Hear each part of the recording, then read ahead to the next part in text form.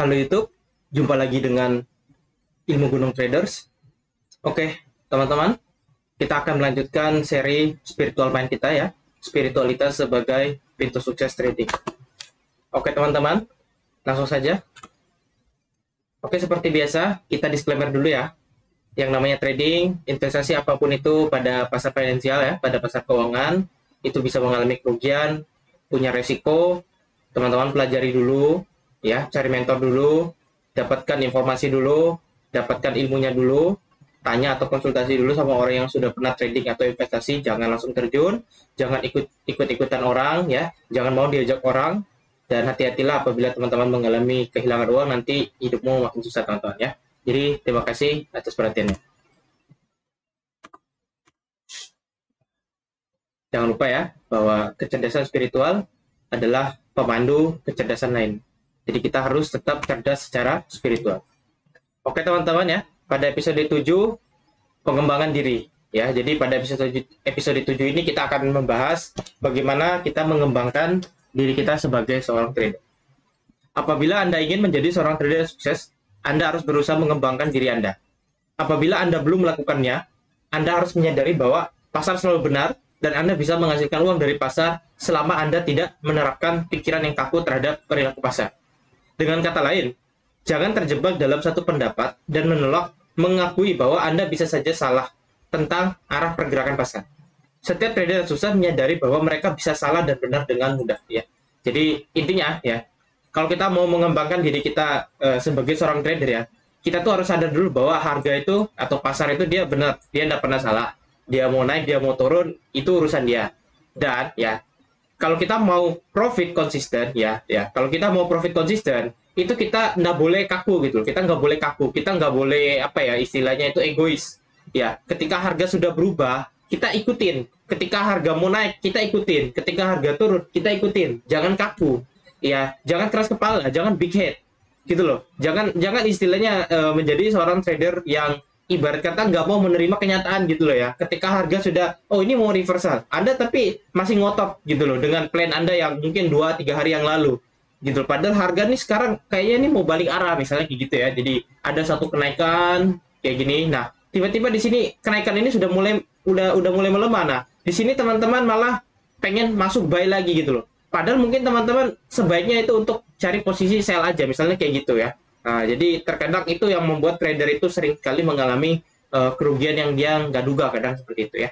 Jadi dengan kata lain ya, jangan terjebak dalam satu pendapat ya, dan menolak ya. Nah ini menolak, mengakui bahwa teman-teman bisa salah gitu loh. Jadi kebanyakan itu kayak gitu yang bikin mereka gagal ya. Anda harus melepaskan ketakutan menjadi salah. Nah ini udah pernah saya bahas ya. Sehingga Anda bisa melihat dan mengobservasi pasar secara objektif. Apabila Anda tidak bisa melepaskan ketakutan itu, ketakutan tersebut akan menyebabkan Anda membuat kesalahan dan keputusan trading yang buruk. Ya, jadi di video seri yang sebelumnya itu ada saya membahas tentang lawan. Ya, rasa takut itu kita lawan. Jangan kita istilahnya itu lari. Kita harus berani gitu loh. Kita harus berani gitu. Ya, rasa takut itu dilawan. Ya, jangan takut. Kalau kita salah ya lawan aja. Ya salah gitu. Ya, jangan makin menghindar. Gitu loh ya. Nah itu sering sekali itu ya. Apa namanya trader itu ketika dia salah dia takut mengakui, aduh saya salah gitu. Seharusnya ya dia ngakui aja dia salah nggak apa-apa gitu. Kena Excel ya nggak apa-apa. Kita bisa move on gitu loh ya.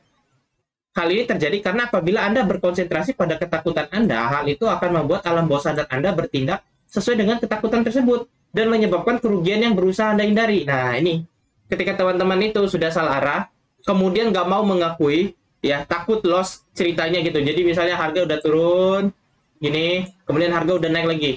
Nah teman-teman itu sell-nya di sini sudah floating, harga naik dikit. Nah teman-teman itu nggak mau rugi, aduh masa loss lagi, mindsetnya kan, aduh ini udah loss 3 kali, masa sih hari ini loss lagi gitu loh. Akhirnya apa, teman-teman nggak mau cut loss, dia turun, teman-teman merasa oh udah kan dia balik arah lagi apa kata saya, tiba-tiba dia naik lagi. Dari yang harusnya rugi sekian, rugi 20, jadi rugi di sini mungkin 60. Apa yang terjadi ya? Anda makin hancur. Gitu loh. Ceritanya itu pengen apa istilahnya menghindari loss, ceritanya malah makin loss. Nah, ini gitu loh. Ini yang terjadi. Itu karena mencoba untuk istilahnya itu menghindar dari kenyataan. Dan itu nggak akan bisa membuat teman-teman itu berkembang, serius. Ya, hal terpenting dari pengembangan diri adalah belajar untuk menjadi objektif dan menghindari perangkap ilusi. Di sisi lain, apabila Anda menolak untuk mengakui kesalahan Anda dengan cara menyalahkan pasar atau faktor lain, maka jelaslah Anda terperangkap dalam ilusi. Apabila ini kejadiannya, pengembangan diri Anda akan sangat sulit dan hampir tidak mungkin. Hati-hati teman-teman. Ya, kalau teman-teman itu belum bisa apa istilahnya legowo ya bahasa Jawanya istilahnya. Jadi merendahkan hati, ya, merendahkan hati. Jadi ketika Anda salah, Anda mengakui. Anda itu jangan bermindset seperti para koruptor di luar sana. Kenapa? Mereka sudah masuk sidang, ditanya, kenapa Anda korupsi? Mereka nggak mau jawab, apakah benar Anda korupsi? Enggak, mereka nggak mau jawab, mereka nggak mau mengakui. Nanti kalau sudah dikasih merchandise baju warna orange, baru gitu loh, minta maaf. Nah, teman-teman jangan seperti itu. Jangan jadi trader yang seperti koruptor. Gitu loh. Kenapa? Karena mental itu mental salah. Ketika Anda sudah salah, terima saja. Gitu loh. Jangan ngeles terus, jangan menghindar terus. Kenapa? Nanti Anda terperangkap sama ilusi. Ilusi apa? Ilusi kebohongan yang Anda bangun sendiri. Ya. Para orang-orang yang suka berbohong di luar sana, yang suka merugikan banyak orang, mereka itu kan sebenarnya berbohong di dalam kebohongan yang mereka bangun sendiri. Dan pada akhirnya mereka tidak sadar bahwa mereka sedang berbohong atau tidak. Dan akhirnya kebohongan itu yang menghancurkan mereka sendiri. Nah, trader itu sering seperti itu. Dia berbohong. Gitu loh. Dia suka berbohong dengan dirinya sendiri. Ketika tidak ada SOP yang misalnya nih, ada checklist 1, 2, 3, 4, 5. Ya, baru checklist 2. Dia berbohong. Gitu loh. Dia bilang, wah ini bisa entry nih. Padahal checklistnya baru 2. Harusnya checklistnya ada 6, ada 7. Tapi baru 2 dia udah bisa entry. Dia berbohong. Apa yang dia bohongi? Dia bohongi dirinya sendiri bahwa yang lain itu nggak penting. Yang ini tuh nggak penting. Ini aja yang penting. Nah, itu kebohongan ya. Dia membohongi dirinya sendiri. Akhirnya apa? Nanti akan ada yang namanya ilusi. Kebiasaannya nanti ketika Anda trading, sistemmu itu nanti sudah nggak jalan dengan sempurna. Gitu loh. Jadi kayak istilahnya orang ya, ikut balapan nih, GP gitu loh ya. Nah, ada baut-baut di motornya itu yang nanti nggak kencang. Nah, itu yang bahaya nanti. Gitu loh. Karena Anda itu nanti apa ya, merasa bahwa oh ini nggak terlalu penting, ini nggak terlalu penting. Ini udah bisa lari lah. Ini udah bisa dicoba dipakai ini tuh. Nah, kebiasaan Anda jadi trader yang suka seperti itu nanti kebiasaan apa? Jangka panjang pasti rusak. Gitu loh. Ya. Jadi kalau Anda mau mengembangkan diri Anda jadi trader yang baik, jadilah istilahnya trader itu ya, kalau saya bilang itu teliti. Ya, teliti, objektif. Gitu loh. Kalau misalnya sistem belum menunjukkan adanya sinyal untuk entry, jangan entry. Ya, nanti Anda itu apa ya? Anda seperti ikut lomba tapi Anda tidak siap. Gitu loh. Ketika Anda trading tapi sistem tidak mengkonfirmasi, nanti Anda loss, nanti Anda bingung nyalain siapa. Anda nyalain sistemnya lagi, kasihan sistemnya. Padahal sistem nggak salah. Anda sendiri yang salah. Gitu loh. Sistem baru checklist 2, Anda sudah entry. Gitu loh. Ya, makanya istilahnya kalau teman-teman yang sering mengikuti yang namanya itu olahraga, event olahraga ya. Kalau teman perhatikan, orang-orang yang berlomba, orang-orang yang jadi champion itu, mereka sangat teliti loh. Ya. Mereka sangat teliti. Ya. Sebelum melakukan perlombaan, ya, sebelum melakukan kompetisi, mereka punya tim yang mengecek semuanya. Di cross check semua, dicek 1 sampai 100 tuh dicek semua, di checklist. Dia periksa dulu apakah ini sudah sesuai semua. Mengikuti SOP prosedur. Biar apa? Jika persiapannya maksimal, hasilnya maksimal. Gitu loh. Jadi trader itu tujuan dia mengembangkan diri apa? Biar dia punya persiapan. Baik dari mental, dari sistem, ya. Gitu loh. Jadi dia harus punya karakter itu. Kalau Anda itu tidak punya istilahnya karakter seperti itu, tidak punya mental seperti itu, ya nggak bisa secara long run gitu, secara jangka panjang itu nggak bakal jalan, serius. Ya. Tidak ada orang yang suka mengakui kesalahan mereka, tetapi inilah yang harus kita lakukan untuk mengembangkan diri kita. Apabila kita tidak melawan kesalahan kita akan terus melakukannya dan kesalahan tersebut akan menjadi sebuah kebiasaan. Situasi ini harus kita hindari. Bertanggung jawab atas segala perbuatan kita adalah langkah pertama dalam proses pengembangan diri ya. Nah ini bertanggung jawab. Tujuan bertanggung jawab apa? Biar teman-teman itu nggak dendam. Ya udah saya bahas itu ya. Tujuan bertanggung jawab apa? Biar nggak dendam. Karena yang bertanggung jawab setiap kerugian dan keuntungan adalah diri kita sendiri. Gitu loh ya. Nah dan tujuannya itu apa? Biar teman-teman itu tidak melakukan yang namanya kebiasaan buruk. Kalau selalu membuat atau selalu melakukan kebiasaan buruk, nanti pengembangan dirinya lebih sulit. Makanya trader di luar sana ada yang sampai bertahun-tahun itu loss terus, stres terus, nggak berhasil-berhasil. Kenapa? Karena ketika mereka salah, mereka nggak mau mengakui, mereka nggak mau evaluasi, mereka nggak mau belajar, gitu loh. Yang mereka pengen adalah, oh, metode ini salah, cari metode lain. Buka YouTube, ketik metode terbaru 2022, profit 100%. Oh, ketik tuh muncul di YouTube, semua metode, 100 metode, dia coba. Hasilnya apa? Nggak ada untung-untungnya, omong kosong saya bilang, gitu loh. Ya, kenapa? Karena metode nggak ada menjamin profit. Metode itu nggak menjamin Anda konsisten, nggak menjamin Anda profit secara jangka panjang. Metode itu kan hanyalah cara kita menjalankan kita punya bisnis. Nah, kembali lagi siapa yang jalanin? Manusia, kita sendiri. Lah kalau kitanya nggak bener, lah metode apapun yang kamu pakai tetap aja. Orang suka mabok, walaupun dia pakai mobil mewah, mobil sport, dia pakai Bentley, Bentley-nya pasti nabrak tiang karena dia suka mabok. Gitu loh, ya. Orang suka mabuk, ya kan, orang suka minum alkohol, dia walaupun pakai mobil Lamborghini, Lamborghini Ferrari segala macam, itu pasti nabrak tiang, nabrak pohon. Gitu loh, tabrakan, kecelakaan, itu loh maksud saya. Ya. Metode itu anggap aja seperti kendaraan aja. Cara kita mencapai tujuan kita. Tetapi kembali lagi ke diri kita. Kalau Anda tukang mabok, Anda suka minum alkohol, Anda itu pemabuk, istilah orang nggak jelas, hancur apapun itu yang Anda kendarai. Pasti kecelakaan, pasti tabrak orang, pasti tabrak tembok, tabrak tiang. Itu loh maksud saya. Jadi nggak guna. Kembali lagi, apapun yang kamu gunakan itu no matter. Metode apapun itu. Yang penting itu adalah kepada siapa yang jalanin itu metode. Kalau Anda belum waras, Anda masih terperangkap dalam ilusi, hancur juga. Menyadari bahwa hasil apapun yang kita dapat adalah akibat dari keputusan yang kita buat, menyalahkan orang lain hanya akan memperlambat proses belajar. Apabila Anda berdagang dengan buruk dan mengalami kerugian, hal itu merupakan salah Anda. Tetapi di sisi lain, apabila Anda berdagang dengan baik dan mendapatkan uang, itu juga merupakan akibat dari perbuatan Anda. Jadi ketika kita loss, ya itu salahnya kita, itu tanggung jawabnya kita. Ketika kita profit, itu juga haknya kita, itu jelas haknya kita. Kita withdraw masuk ke rekening kita gitu. Ya, makanya nggak usah nyalain orang, nggak usah nyalain orang. Ya, kita harus sadar, apapun yang kita lakukan itu akibat dari keputusan. Jadi akibatnya itu di masa depan, keputusannya apa ya? Jadi teman-teman ngelakuin apa, hasilnya apa? Inputnya apa, outputnya apa, gitu loh. Ya, inputnya apa, outputnya apa, ya, gitu loh. Apa yang Anda lakukan, apa yang terjadi, gitu loh ya. Jadi kayak apa yang kamu tanam, itulah yang kamu petik, gitu loh ya, apa istilahnya. Anda akan banyak mengembangkan diri Anda jika Anda bisa mengakui bahwa Andalah satu-satunya orang yang bertanggung jawab akan hasil yang Anda dapat. Anda harus melawan kondisi yang ada di kehidupan nyata, bukan di dalam ilusi. Temukan apa yang harus Anda pelajari atau ubah untuk menjadi lebih efektif. Dan kemudian mulailah jadikan pengembangan diri sebagai tugas harian Anda. Hal itu tidak sesusah yang Anda bayangkan. Ya, belajar mengembangkan diri selalu bertindak berdasarkan kepentingan utama Anda. Ya, jadi inilah pentingnya istilahnya kita setiap hari itu belajar, teman-teman.